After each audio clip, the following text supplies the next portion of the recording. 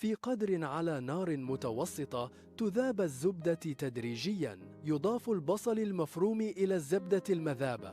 يقلب البصل حتى يصبح شفافاً وذهبياً. بعد ذلك يضاف الثوم المهروس. يقلب الثوم لمدة 30 ثانية فقط. هذه الخطوات تشكل قاعدة غنية بالنكهة الألمانية. تقطيع النقانق الألمانية المدخنة إلى شرائح متساوية. تضاف شرائح النقانق إلى القدر وتشوح حتى تتحمر قليلاً.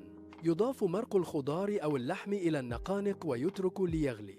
تضاف الملوخية المفرومة تدريجياً مع التحريك المستمر. التحريك يضمن امتزاج الملوخية جيداً ويمنع التكتل. تخفض النار وتترك الملوخية لتطهى لمدة 10 إلى 15 دقيقة لضمان النضج الكامل.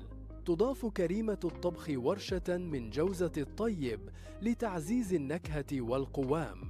تتبل الملوخية بالملح والفلفل الأسود حسب الرغبة لتحقيق التوازن المثالي. تترك لتغلي لمدة 3 دقائق إضافية لتمتزج النكهات، ويمكن إضافة عصرة ليمون.